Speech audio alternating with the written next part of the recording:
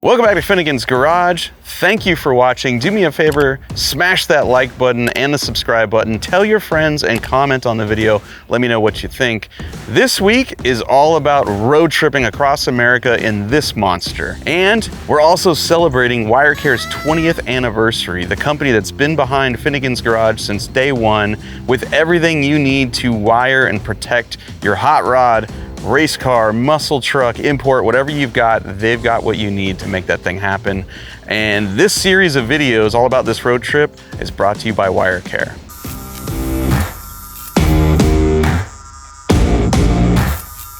Okay, so while the OG Roadkill ramp truck was getting fixed, I bought 4 other ramp trucks. With the exception of this one, they were all medium duty trucks. Square Force 1 is built on a 1-ton truck chassis that's been extended, and it's actually kind of bending in the middle, overloaded apparently. And so that's really what prompted us to buy this one, because this monster is built on an actual big rig chassis, and it has a real diesel engine. That's a Cat 3208, I think. And beyond telling you it's a Cat 3208, I don't know anything about it at all. I don't know how much power it makes. I don't know how to maintain it. I legit know nothing. And I've done no research. So I'm just gonna walk you around and say, look, there's a Cat 3208 diesel, and then I'm gonna move on. We'll figure out that later, I suppose. It's a Kodiak, so tilt front end. It is an original crew cab truck with doors that lock and that I can't open to, yeah, just trust me, they open. I'll grab the keys. It has crank windows and manual door locks, so in order to get this one open, I'm gonna have to unlock it the hard way. And then, yeah, that's a rear bench seat that slides forward and lays flat, so that if the truck actually rode halfway decent, you could probably sleep in there while driving, but since the truck rides so stiff, you really don't want to lay there while you're driving. In fact, the driver's side has an air ride seat. The passenger one is fixed. So the passenger gets the snot beat out of him while you go down the highway. Meanwhile, the driver's just kind of floating along. We should put airbags on the back seat. Yeah. I mean, there's a lot we can do here. Like, there's still companies out there that make aftermarket captain chairs and, the rear bench. There's things we can do. Maybe we can get air ride for this seat. Maybe we can change the seats. I don't know. For this trip, none of that's probably going to happen. Truck's in pretty good shape. The floors are not rotted out. It's just starting to get some bubbles of surface rust, especially on the other side, right under the mirrors. But in general, it's in really good shape. I've crawled under it front to back. The chassis looks great. And one of the things I like about this truck is the box is longer than Square Force 1. So if you're a hardcore fan of this channel, we were able to stuff Game Over, my twin turboed drag boat, inside of Square Force 1. And we had to take part of the jet drive off the back of the boat to fit it, and then the tongue of the boat trailer went all the way inside of the front cabinet in there. This, you don't have to do that. It's a monster. It has lots of storage underneath, lots of room inside, and ultimately Newbern and I are going to customize this thing. Like, we're going to refit the inside of it. I'm thinking it needs a big stereo system. It needs an escape door on the other wall, so when you pull a car in, you can get out. It needs a flat screen TV right here, maybe a barbecue that slides out. It needs things. And it needs to not be a big red blob. I'd like to see the bottom part of it, because this is all aluminum. Like polish all this and then, I don't know, paint or wrap the top of it, make it look a little better. It could use a new back door. This one has seen better days. The ramps are pretty good. The wiring is definitely something we're tackling here today. We're definitely gonna bust out the WIRECARE Dominator 3000 wire rack and fix this, because it has a hitch and it has trailer wiring. It even has a trailer brake controller, but the wiring is a mess, and so none of that stuff really works very well. So we're gonna redo the wiring there. When we get up front, we're gonna redo all the battery cables because they're sparking. They're really corroded, and when you start it, it sparks. I've never opened these compartments, so we'll do some investigating and find out what's in here. It has an onboard generator. I don't even know if it runs off gas or diesel, but it's got its own onboard fuel supply for the generator. And yeah, my wife hates it. I love it. If you recall, I brought it home on our wedding anniversary and surprised her, and she was not impressed, not at all. I can see it. I don't know why I'm so nervous. This is not for me. Dude, I'm so nervous. Why are you so nervous? I don't know why. You feel like a little kid, don't you? I don't know why I'm so nervous, but I am. It's like you TP'd somebody's house and got caught. Yeah, it feels like that. They're gonna come out and yell at me. That's your girl. Oh, there she comes. She's coming. I'm gonna look like a bandito. Put your arm down. There she is. Yeah, she ain't happy. She's like, what the hell is this for? So I've been storing it off-site, not in my driveway. And so when I brought it home today and reminded her that we still own this, she was not thrilled. Not at all. But never let the discontent of someone else that you love ruin your joy. That's the key to life. It's the key to a happy life. She'll buy some new shoes or something. I'm keeping the truck. Be fine. Look at it. It's got a fire extinguisher. I don't know why she doesn't like this. It's got a fire extinguisher. On both sides. Oh, so if you're both on fire, you both can save your toes. I mean, that seems fair. Or at least equitable. All right. Anyway, Newbern, you want to show me anything else about this truck that you've discovered? Because you've seen it more than I. You've driven it more than I have. My only complaints is the radio half works. Yeah. The gas sending unit doesn't work. Yep. And it's extremely loud, and the gas fumes inside are horrific. They're bad. So I want to check for exhaust leaks.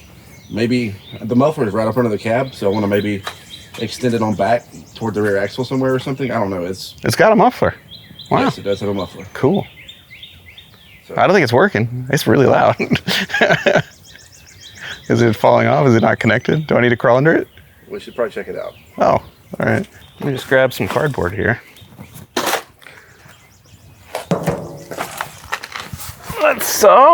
Jesus. Well, that's not even connected.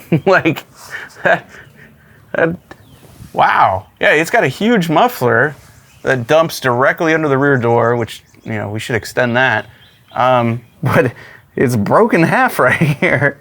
The downpipe off the turbo is broken in half. Huh, okay. So it's gonna get quieter, that's good news. We just need some dryer ducting, I think.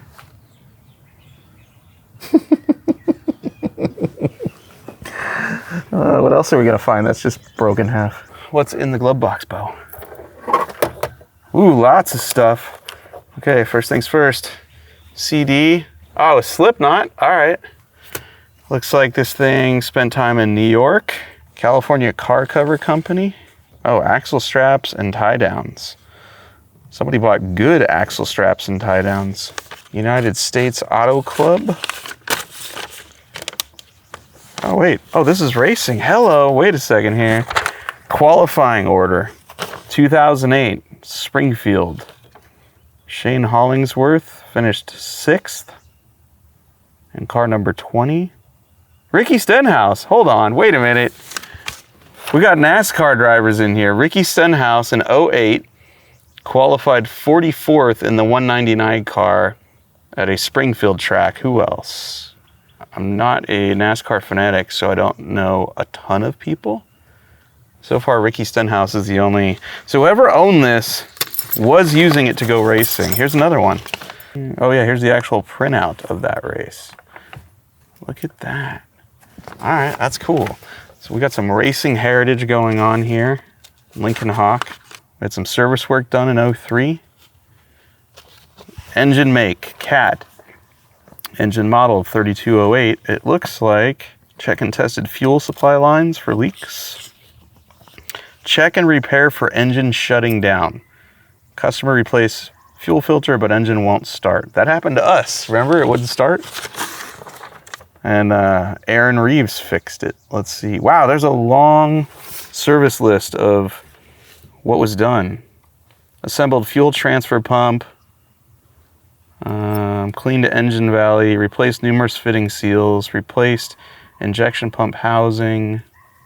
Check the fuel pump timing. This was all done in 03, long time ago. So whatever got done in 03, I don't know. Probably needs to be done again, but Norm McDonald's phone number, the comedian. All right, it went to Lawrenceville, PA and got scaled, it looks like. Oh, dude, look at the old General Electric bulbs. All right, oh, dude, road maps. It's been to Phoenix at least once in 1994. Really? Yep. Waffle House Interstate Location Directory. This must be pre-smartphone because there's literally a pamphlet that has the Waffle House menu and all of the locations at this time. 1,350 Waffle Houses and counting. When was this? That must be old because there's over 1,000 in Georgia. Summer 2004. So in the summer of 2004, we had that many Waffle Houses. Davy Allison. What? What? Okay, hold on a second here. There's this ASEMA badge from 1996. Davy Allison apparently was in maybe the California Car Duster booth. And this is his exhibitor badge. Dude, that was my favorite driver back in the day. I have a ton of his stuff. Wait, what? I have a ton of Davy Allison stuff from back in the day when I was a kid, dude. No way. Yes. Why is his badge in this truck? Dude, that's weird. Don't let Bo eat it. That's yours. That's your Christmas bonus for 2021. That's crazy. In 1996. Yeah. Why is that in this truck? Dude. Oh, more Waffle Houses. What year is this one in? 2001. Oh, dude, okay. All right. Let's do the math. You ready for this? Where'd that Waffle House pamphlet go? All right. So in 2001, according to Waffle House's own literature, there were 1,300 locations and counting. And in 2004, 1,350. So it took them 3 years to grow by 50 back then. That don't seem accurate. Nah, dude, it's their own pamphlet. Like, you gotta trust the propaganda. Why would they undersell themselves? Maybe they were, just taking it slow. There's a Waffle House at every exit on the interstate. Now there is, but this is early 2000s. What's this key go to? Could this go to like an airport locker and inside is valuable things? That belongs to this truck? Like a car? That would be rad. Long lock T45. Dude, such treasures. Oh, dude. And here's the options list for our truck. All right. Passenger seat. Got one. Switches. Cab 92-inch BDC conversion. Wheelbase. Reinforced frame. Rear spring, 23,000 pound. Rear axle. I'll just vacuum the mouse turds out of here real quick.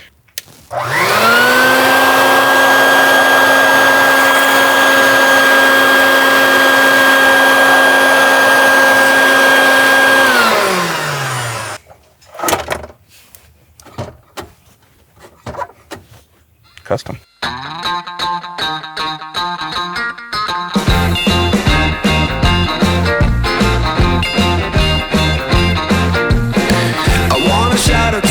So they know my sweet baby loves me so.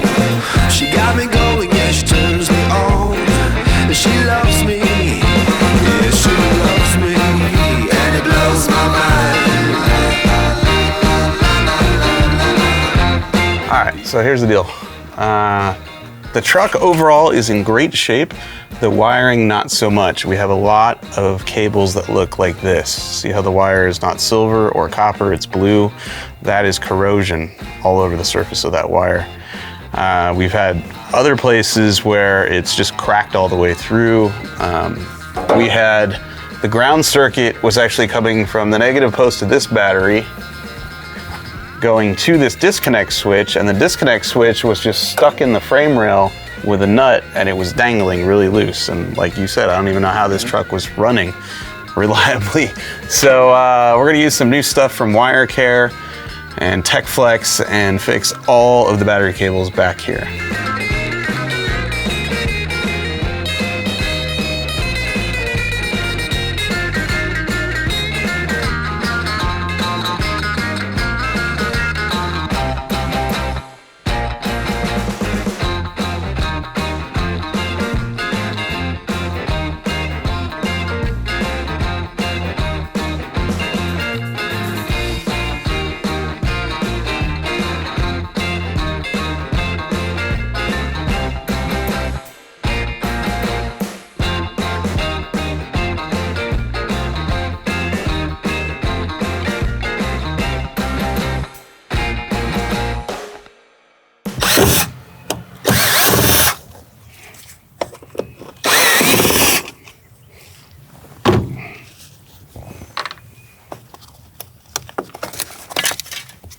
Those have been on there a while. Are we rusted? That is the question. It's very wet. No, we are not. Ha! Dave, it's not rusted. Good. It's very wet though. It's been leaking. The juke padding underneath the rubber mat is all wet, but I think we can pull this out, scrub this clean, and dude, we're stoked. This thing is not a rust bucket. It must have been stored indoors because these things always rust right here because these things are notoriously for leaking, which is why it's wet under here. But until we got a hold of it, I think this thing was kept indoors. Trace that that wire going up the door now. Okay, we just pulled out the carpet and the juke padding. No rust on the passenger side, which is remarkable. One small hole on the driver's side. Yeah, it's not the end of the world. And I'm about to pull this CB looking wire off of the door and then down through the kick panel and get rid of it because I don't think it's going to anything. This is my patch panel for the floor on the driver's side. That's the only rust so far that I've found, rust through. We got bubbles, here and there, sure. But right here where the water comes in from above up there, drips, lands on the floor, sits in this channel right here, eventually rots everything out. I made this panel, which fits right in there. And not a lot of room to get to the back side of it, so I'm gonna tape off the edges where I'm welding and paint this before I put it in there. And then that'll just leave a little edge to weld, and then I can touch up that right there. And won't have to worry about it rusting through on the backside afterwards. A little self-etching primer that I got at Home Depot. They make weld-through primer, which is pretty cool. Eastwood sells it. I don't have any, so we'll use this.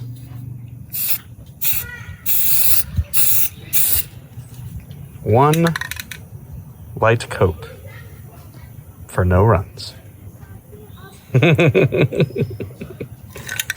Nailed it. Okay, holes cut out, patch panel is created. I have gone the extra mile to prime the back side of it where we can't access and prime the middle of it in between the edges where I've got to weld. Now we'll weld that in place and then we'll just have a small area to seam seal and paint over. Before I do that, I'm gonna take this welding blanket. This is flame retardant and spatter proof and a really good way to protect not just me, but also the glass, the seats, and everything else around here on the truck. You can get these from WIRECARE also. I think they're called dragon blankets, something like that. But I'll put a link in the description. These things rule, they come in all different sizes. And we're gonna clamp this to the truck right now and I'll get to welding.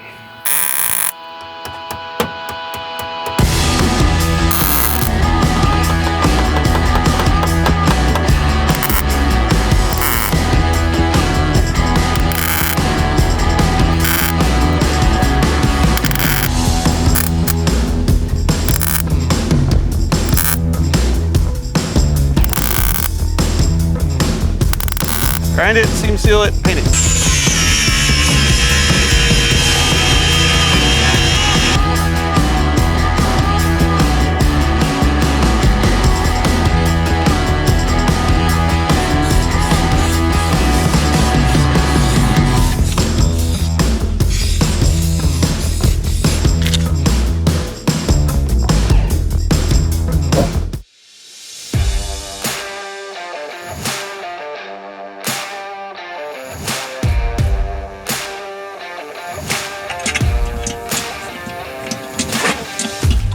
Oh, there it goes. Cool. All right.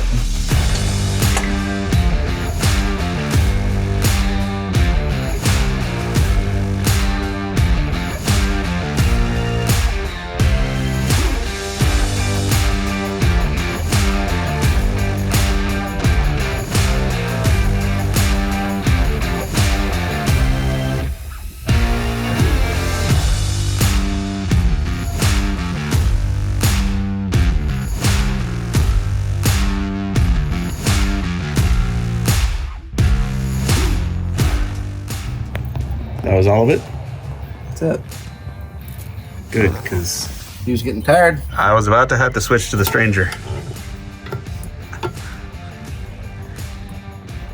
Now what? I guess let it puke out till it stops puking out and put the plug back in. I meant this. Oh, this? I don't know.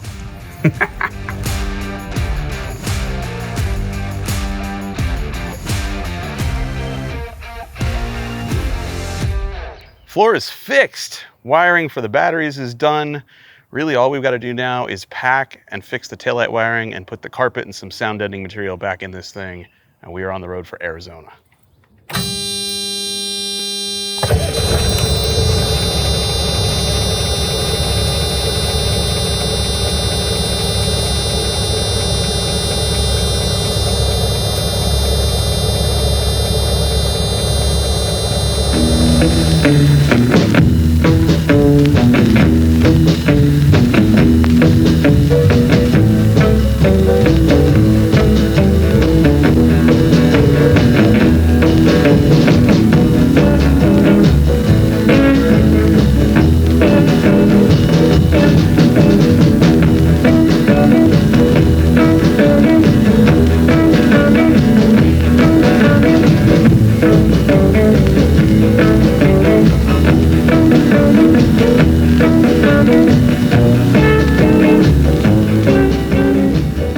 What's up? I've made it from Georgia to Texas with 0 issues. I can't believe it. But the only issue I have is the brakes are kind of sucking right now. And Aaron said that we can adjust those. I didn't know that was a thing. So we're going to change the oil, change the fuel filter, adjust the brakes, and then I'm on the road to Arizona with hopefully no more issues. So Cruising. right now I'm at Flying Sparks Garage. Yeah. I'm Emily. That's Aaron. Yeah. If you don't watch our channel, Flying Sparks Garage. You guys know this. Let's be real here. All right, let's get to work.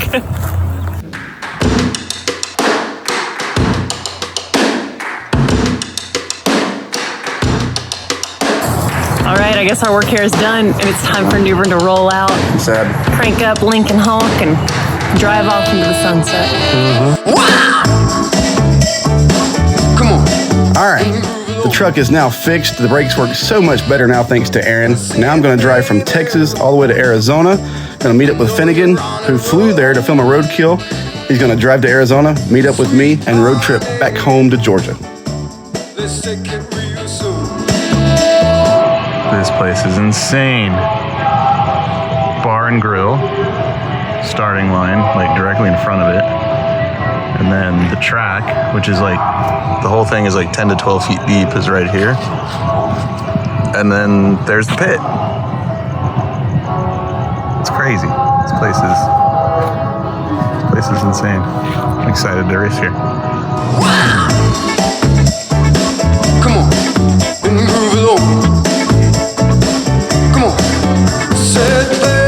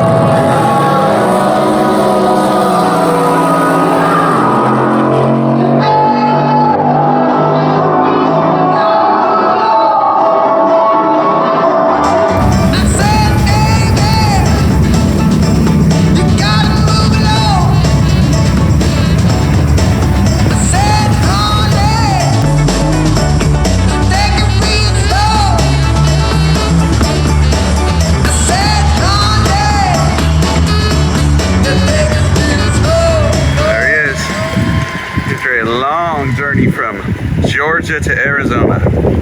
David Newbern and Lincoln Hawk are in the house.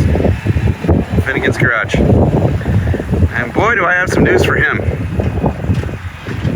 Our latest acquisition, a 1976 Rogers Bonneville TR jet boat, complete with LS3 and twin turb skis. This it's gonna surprise him. This, because I'm sure he was not expecting that mess. And that mess, I'm sure he wasn't expecting, that. Let's see how he takes the news. He's had a long journey. He's done quite a bit of work to this thing. Pretty sure he had the brakes redone, oil filter, fuel filter, like a lot of stuff. And now he's finally arrived at the Arizona drag boat races here in beautiful Hidden Lake in Buckeye, Arizona.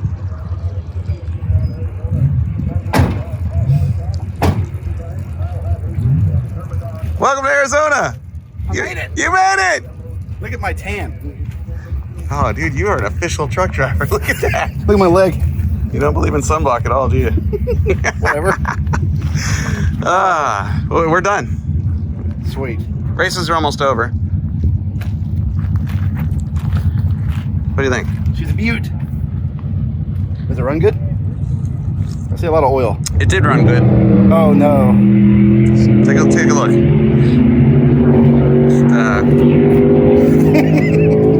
I can see through the side of the block. Yeah, it's not supposed to be that way. Holy cow. Yeah. I mean, was that like mid-run? No, it was at the starting line. Oh, well, that's good. Put my foot to the floor and just shot forward. There's oil all over the seat. There's a lot of piston in the boat. I've never in my life I've never done this, nor have I seen this. Oh my God. Yeah, like there's 3 holes. Holy crap. There's 3 holes in this side of the block. The block is cracked on the other side, and those are chunks of Chevrolet Performance crate motor piston all over. Whoa. That's impressive. Yeah, so I'm thinking during this road trip home, we need to find a new long block. Swap it out there and, Wow. get home with a running boat. Damn, dude. Yeah, I'm drinking already. Not gonna lie, it's like I've been drinking since like Your wife 11 sent a.m. me with a small package for Easter for you, so it's probably melted. But Oh yeah, there's no AC, huh? I'll give it to you. There's no AC. It leaks. It needs to be charged or something, I think. Newbern, what do you think of your new boat? It's got an oil leak. You like that thing? It's got an oil leak. It's just a small one. This is a lot of crankcase ventilation. JB Weld will fix that right up. Yeah, a little crankcase ventilation. Let's see. So I got some towels. Let me move these so they don't fall out. You brought the whoppers. That's good. They're probably melted. Probably. All right, let's see here. On the bright side, Matt Ringer has a swimming pool and a barbecue, and he said, "Oh yeah, those are really good, but when they're melted, less good." They feel fine. Okay, all right.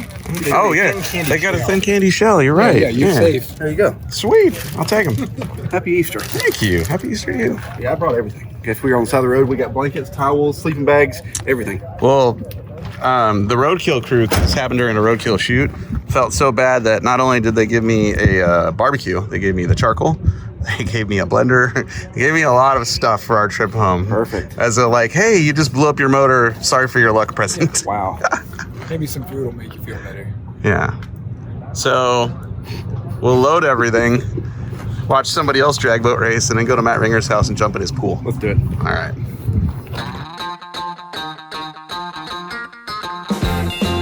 Well, that's it for this episode of Finnegan's Garage. Thanks for watching. Stay tuned for the next installment of our epic road trip from Georgia to California and back in Lincoln Hawk, bringing home 2 awesome jet boats. That's right, we're bringing home 2. Surprise. Loves me and it blows my mind.